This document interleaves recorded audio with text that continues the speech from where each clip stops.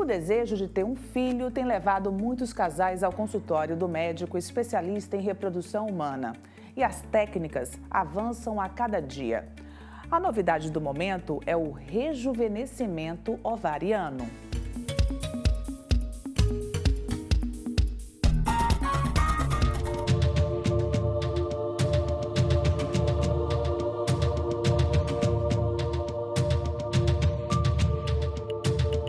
E é sempre uma alegria muito grande receber esse especialista aqui no nosso programa, ele que entende tudo de reprodução humana, Dr. Evangelista Torquato. Tudo ótimo, né? Tudo bem, Natália, tudo bem. Doutor, sempre trazendo os assuntos, as inovações na área de reprodução humana e agora estamos falando em rejuvenescimento ovariano. Já é uma realidade aqui no Ceará? Esse é um assunto interessante porque existe uma frase que assim, o mundo dá voltas, né?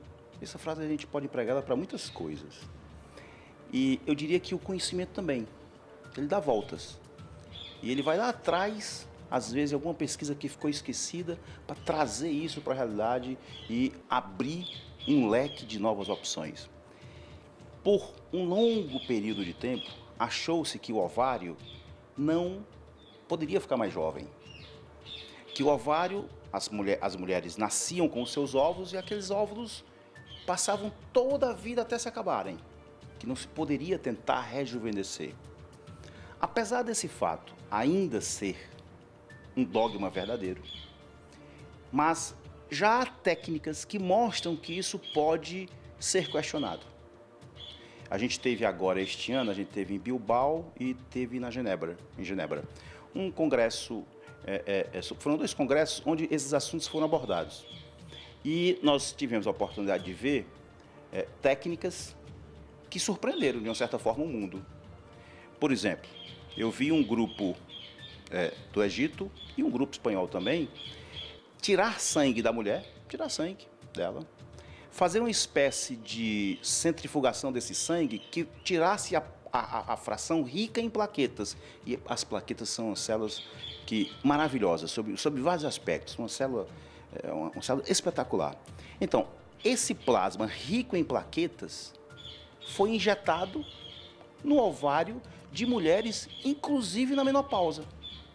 E também no ovário de mulheres com pouca quantidade de óvulos. Para surpresa desses grupos, ocorreram gravidezes em mulheres na menopausa. Então, essa é uma técnica simples, de fácil execução, mas obviamente que tem muita coisa para ser respondida. Quantas vezes se faz a injeção? Qual a concentração? Qual o período melhor para se fazer? Depois que se faz, induz a ovulação dessa mulher ou deixa quieto? Tem muita coisa ainda que está agora sendo trabalhada.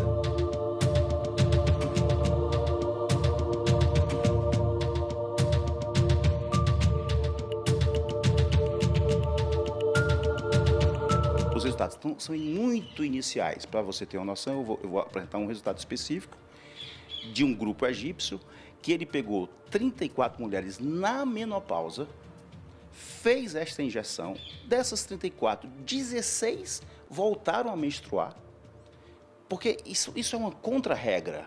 Uma mulher na menopausa não é para menstruar. Uma mulher na menopausa não é para ela engravidar. Esta é a regra dada a ela. Então, é uma contra-regra na hora que ela volta a menstruar. E dessas 34, 16 voltaram a menstruar e 2 engravidaram. Na verdade, 3, mas 1 abortou. Mas o que eu estou falando é de ela engravidar com o seu próprio óvulo. Daí o tema, rejuvenescimento ovariano. Então, isso está ocorrendo no mundo. Se isso vai para o lado que vai ficar uma técnica de amplo uso, uma técnica de ampla eficiência, isso aí o tempo vai ter que dizer.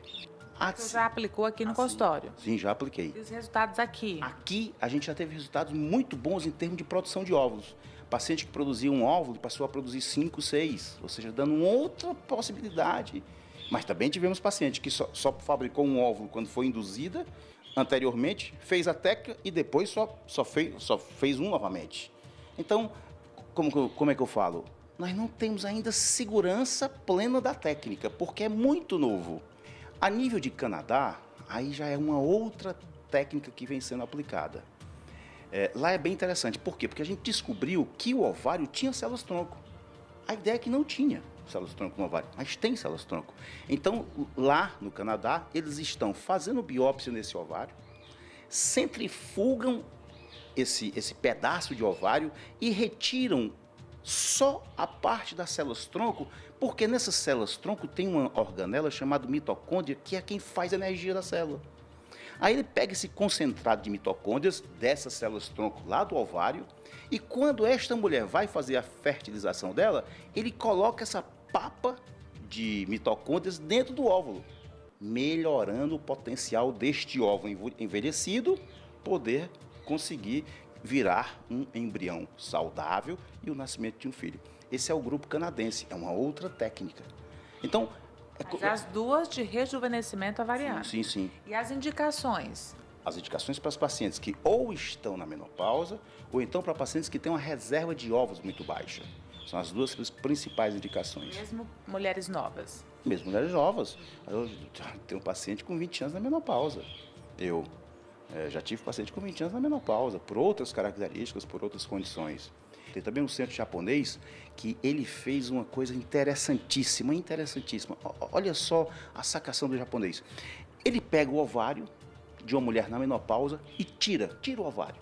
E o ovário é como se fosse uma casca, que você, tipo aquela casca do abacate, sabe? Ele pega ali a casca do abacate do ovário, digamos assim, tira aquela casca e picota todinha, em minúsculos pedaços. Este picote dessas células, desse tecido ovariano, reativa, não se sabe muito bem como, e esses picotinhos ele coloca em planta lá perto da trompa. Pois, acredite, mulheres na menopausa, fazendo esta técnica cirúrgica, já engravidaram. Tem 3 grávidas. Isso é contra a ordem. Por isso que é interessante. Isso é contra a ordem no mundo. Mulher na menopausa não é para engravidar com o seu óvulo. Ela pode engravidar com o banco de óvulos. Ela está engravidando, obviamente que numa escala pequena, como eu estou falando, é um procedimento que está começando, mas nós temos que estar atento a isso. Mas essas mulheres estão encontrando essas alternativas. Mulheres que deixaram a maternidade para um pouco mais tarde, que é uma realidade no mundo, então estão encontrando essas alternativas, né? Eu acho assim que a gente fala isso muitas vezes, tantas vezes que já nem falo tanto mais. Mas se der, programa a tua gravidez antes dos 30 anos.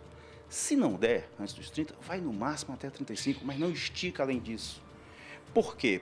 Por mais que novas técnicas possam estar surgindo, e eu estou colocando isso de forma muito clara, não é uma coisa que está totalmente definida, não. Está se começando agora. É como se eu pegasse o vinho e colocasse lá ele adormecido para eu ver como é que ele vai ficar. Então, toda técnica tem que ter um tempo, tem que ter um amadurecimento. Então, em função disso, você não pode dizer assim, não, agora já tem essa técnica nova aí, vai dar certo. Não faz assim. O certo é, no máximo até 30 anos engravidar. Não deu no máximo até 35. Tenta respeitar os limites ainda do teu corpo.